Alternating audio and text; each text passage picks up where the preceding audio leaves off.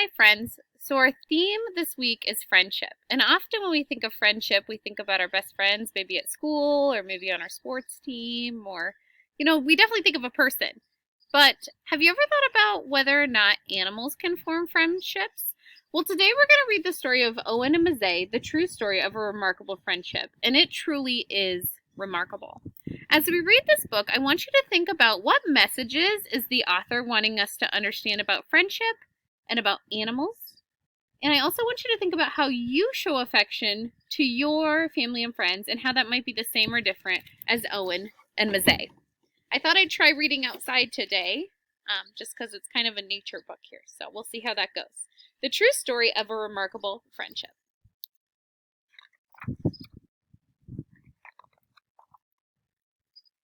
This is the true story of two great friends. A baby hippopotamus named Owen, and a 130-year-old giant tortoise named Mzee. The hippo was not always friends with the tortoise. He wasn't always known as Owen, and Owen was not always famous the world over. Here is how it all happened. Before the baby hippopotamus became known as Owen, he lived with his mother in a group or pod with about 20 other hippos. They fed and wallowed in and around the Sabaka River in Kenya, a nation on the east coast of Africa. When he was about 1 year old, heavy December rains flooded the river. The racing water washed Owen and his family down the river until the fresh water became salty, and the river flowed into the Indian Ocean, near the small coastal town of Malindi. For days, the people of Malindi tried to chase the hippos back up the river, but the hippos enjoyed grazing the grasses along the shore and in the villagers' yards. Since hippos are the most dangerous animals in Africa, and a full-grown adult can weigh as much as 8,000 pounds, there was little the people could do.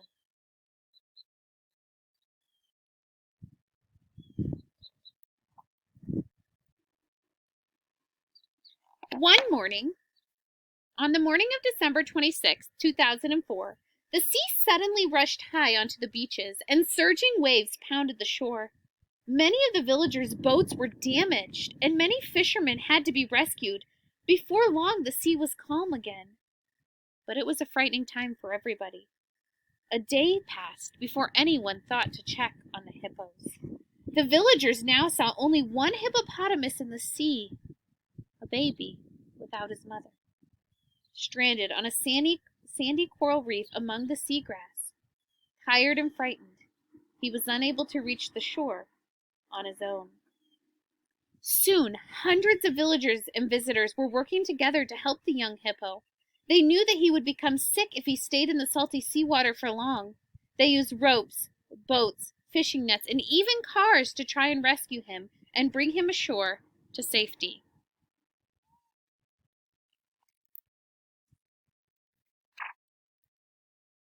It was soon clear that the rescue wouldn't be easy. Though the baby hippo was only about 2 feet tall, he weighed a hefty 600 pounds and was slippery and strong. And the hippo was alarmed by all the human commotion. Angrily, he broke through their nets and escaped from their ropes. Hours went by, and the anxious crowds of people who gathered to watch feared that the hippo could not be saved. Finally, with a strong shark net, the rescuers were able to catch the hippo. A brave visitor named Owen Sabian tackled him, stopping him long enough to let others secure the net. That is why, when it came time to choose a name for a hippo, it seemed only right that he should be called Owen. At last, the rescuers towed the baby hippo towards land. When they reached the shore, a loud, joyous cheer went up from the thousands of men, women, boys, and girls who now crowded the beach. Their happy cries could be heard almost a mile away. Wrapped in the net, Owen was hoisted into the back of a pickup truck and brought to a shady spot. Some work went into helping Owen. People weren't sure where Owen should be taken next. They called Haller Park an animal sanctuary about 50 miles away near the city of Mombasa. Dr. Paula Kambanhu, the manager, immediately offered Owen a place to live there. She explained that he could never return to the wild. Since he was still a baby, he wouldn't have learned how to fend for himself. Since he was still a baby, Oh, and he would never be welcomed into another hippopod. He would be seen as an intruder and attacked. But they would take good care of him in Holler Park. Dr. Paula offered to drive to Melindy herself to bring Owen to his new home. Dr. Paula knew she would need help. She asked the chief animal caretaker, Stefan Toohey, to come along with her. She knew that Stefan had a special way with the animals. Some people said he could even talk to them. Dr. Paula and Stefan quickly set off in her small truck to Melindy. Meanwhile, ecologist Sabine Bayer got to work with others at Holler Park to prepare for Owen's arrival.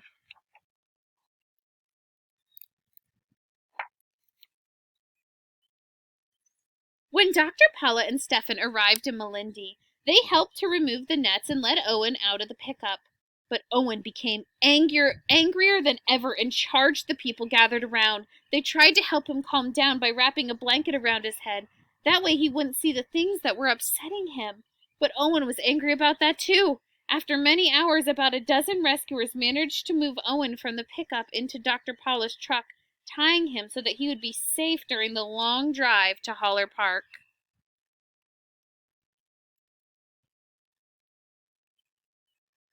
Meanwhile, Sabine and other workers prepared a large enclosure for Owen. They chose a part of the park that had a pond and a mud wallow, as well as tall trees and brush. Everything a hippo could want. The area was already home to a number of bushbacks, vervet monkeys, and a giant aldabra tortoise called Mzee. Mzee, whose name means wise old man in the Swahili language, was the oldest creature in the park.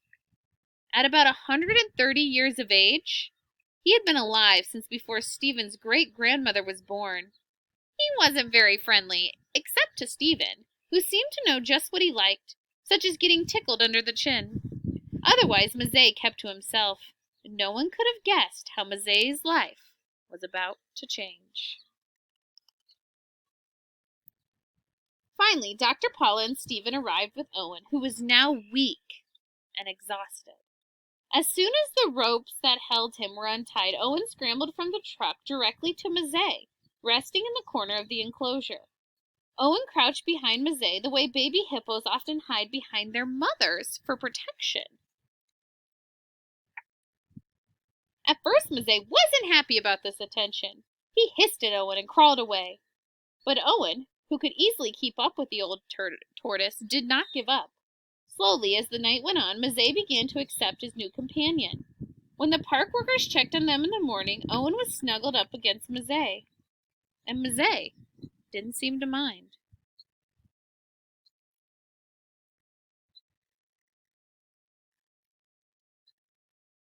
Over the next few days, Mzee continued to crawl away and Owen continued to follow him. But sometimes it was Owen who would walk away from Mzee, and Mzee who would follow. Bit by bit, Mzee grew friendlier. At first, Owen wouldn't eat any of the leaves left out for him.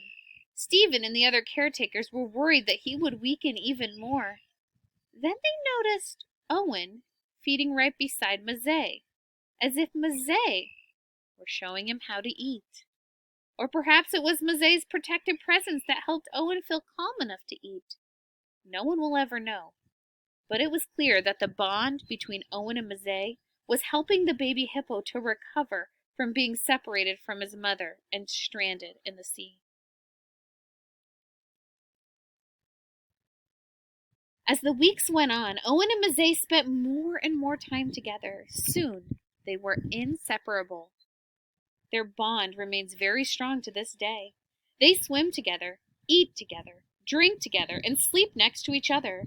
They rub noses. Owen leads the way to different parts of the enclosure. Then Mzee leads the way. Owen playfully nuzzles Mzee's neck, and Mzee stretches his neck forward, asking for more, just as he does when Stephen tickles him under the chin. Though both animals could easily injure each other, they are gentle with one another. A sense of trust has grown between them.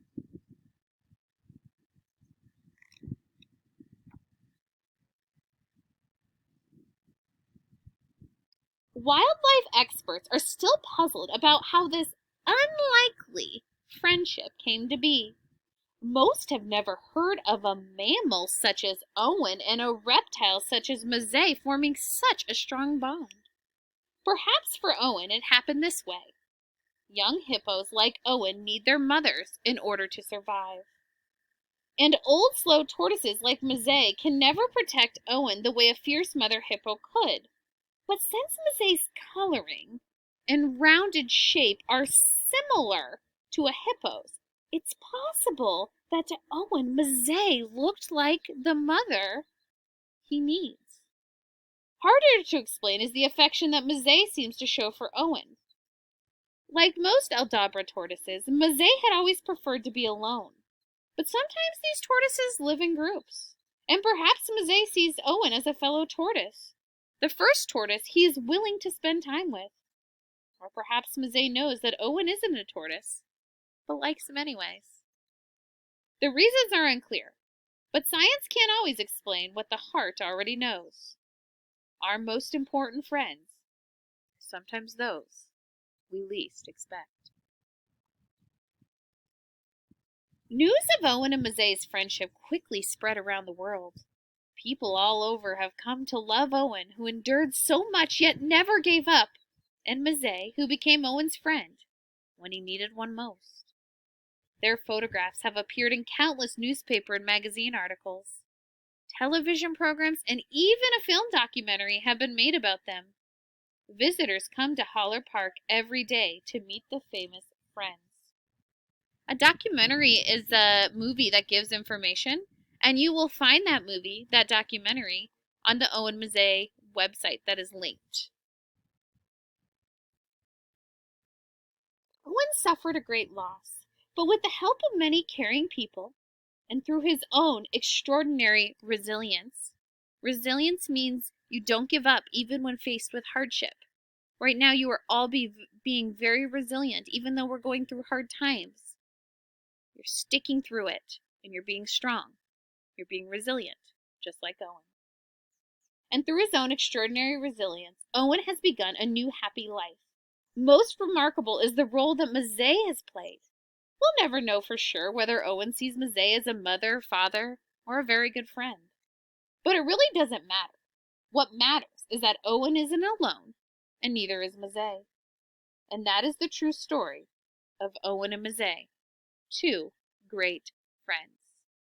And then sometime when you check out this book, there is information about the countries that they're talking about, and information about the hippopotamuses and the tortoises.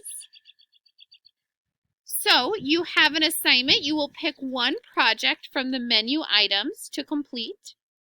And then you can also check out the Owen and Mzee website, where you'll find that documentary we talked about, as well as other information and activities related to these two special animals. Thank you, boys and girls. I really enjoyed reading to you today.